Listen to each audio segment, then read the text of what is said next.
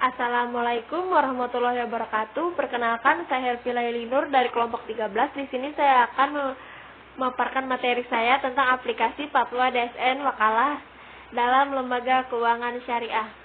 Baik, pembahasan saya di sini yang pertama DSN MUI, yang kedua produk-produk Fatwa DSN MUI pada perbankan syariah. Baik, yang pertama DSN MUI, analisis Fatwa Dewan Syariah Nasional tentang wakalah dan wakalah bil ujrah. Ujrah dalam akad wakalah usaha perusahaan pembiayaan dengan prinsip syariah harus senantiasa memenuhi prinsip syariah Islam, termasuk fatwa-fatwa yang ditetapkan oleh Dewan Syariah Nasional Majelis Ulama Indonesia. Wakalah dalam Peraturan Otoritas Jasa Keuangan Nomor 31 POJK tanggal 5 2014 tentang penyelenggara usaha pembiayaan syariah didefinisikan sebagai pemberi kuasa dari pemberi kuasa mewakil kepada penerima kuasa wakil dalam hal yang boleh diwakilkan, di mana penerima kuasa wakil tidak menanggung resiko terhadap apa yang diwakilkan kecuali karena kecerobohan atau wan prestasi, sedangkan wakalah bil ujrah didefinisikan sebagai wakalah dengan pengenaan imbal jasa. Wakalah adalah salah satu akad yang digunakan dalam kegiatan pembiayaan jasa perusahaan pembiayaan syariah, Pasal 1 Angka 9 Peraturan Otoritas Jasa Keuangan. Tentang penyelenggara usaha pembiayaan syariah menyebutkan bahwa pembiayaan jasa adalah pemberian atau penyediaan jasa baik dalam bentuk pemberian manfaat atas suatu barang. Fatwa DSN MUI nomor 10 DSN MUI tentang wakalah menyebutkan sebagai berikut. Yang pertama, pernyataan ijab dan qabul harus dinyatakan oleh para pihak untuk menunjukkan kehendak mereka dalam mengadakan akad.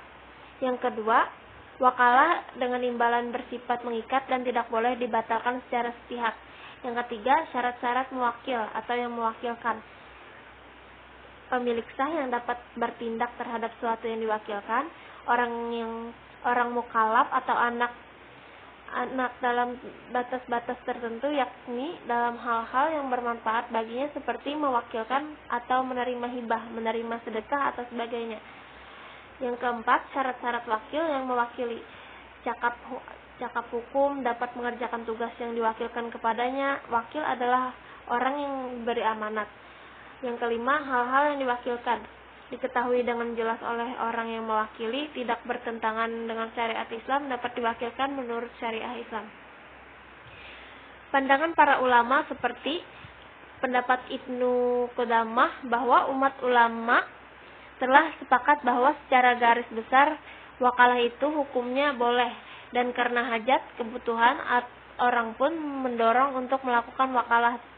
Tidak setiap orang bisa melakukan langsung apa yang ia butuhkan. Dengan demikian ada kebutuhan terhadap wakalah tersebut. Pendapat Ibnu Qudamah bahwa akad taukil wakalah telah dilakukan baik dengan imbalan maupun tanpa imbalan. Hal itu karena Nabi SAW pernah mewakilkan kepada Unais untuk melaksanakan hukuman kepada Uwah untuk membeli kambing dan kepada Abu Rabi untuk melakukan qabul nikah, semuanya tanpa memberikan imbalan. Nabi pernah juga mengutus para pegawainya untuk memungut sedekah zakat dan beliau memberikan imbalan kepada mereka. Pendapat Imam Syaukani, hadis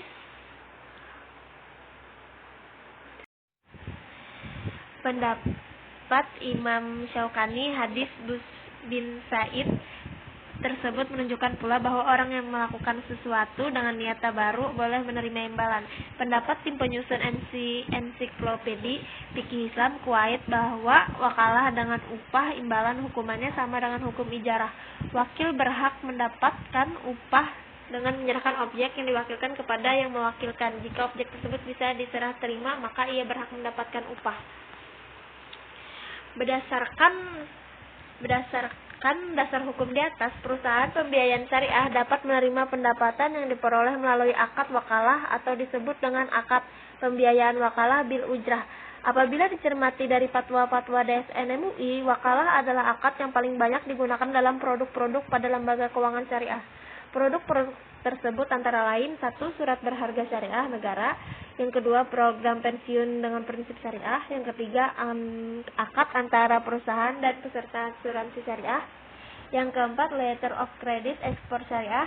Yang kelima, letter of credit import syariah. Yang keenam, keperantaraan dalam bisnis properti. Yang ketujuh, jaminan sosial kesehatan syariah. Yang kedelapan, anjak piutang syariah. Yang kesembilan, syariah card.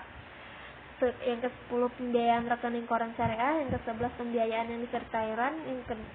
Yang ke-12, investasi reksa dan syariah. Yang terakhir, penjualan langsung berjenjang syariah, jasa perjalanan. Baik, yang kedua, analisis Fatwa Dewan Syariah Nasional tentang kepala bil ujrah. Fatwa Dewan Syariah Nasional nomor 11 tentang kapalah menyebutkan sebagai berikut. Ketentuan umum kapalah. 1. Pernyataan ijab dan qabul harus dinyatakan oleh para pihak untuk menunjukkan kehendak mereka dalam mengadakan kontrak akad. Yang kedua, dalam akad kapalah, penjamin dapat menerima imbalan sepanjang tidak memberatkan. Yang ketiga, kapalah dengan imbalan bersifat mengikat dan tidak boleh dibatalkan secara sepihak. B. Rukun syarat kapalah. Yang pertama, pihak penjamin. Yang kedua, balik. Yang ketiga, berhak penuh untuk melakukan tindakan hukum dalam urusan hartanya dan rela dengan tanggungan kapalah tersebut. Yang kedua, pihak orang yang berutang, asi makful anhu, sanggup menyerahkan tabungannya piutang kepada penjamin. Dikenal oleh penjamin, pihak orang yang berpiutang, diketahui identitasnya, dapat hadir pada waktu akad atau memberikan kuasa, berakal sehat. Objek penjamin merupakan tanggungan pihak orang yang berutang, baik berupa uang, benda maupun pekerjaan.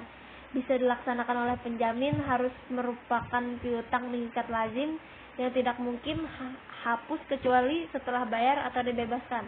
Harus jelas nilai, jumlah, dan spesifikasinya, tidak bertentangan dengan syariah yang diharamkan. Kapalah adalah jaminan yang diberikan oleh penanggung kafil kepada pihak ketiga untuk memenuhi kewajiban pihak kedua yang ditanggung makful anhu asli. Sedangkan kapalah bil ujrah adalah kapalah dengan pengenaan imbal jasa. Fed pasal 1 angka 24 dan 25 POJK.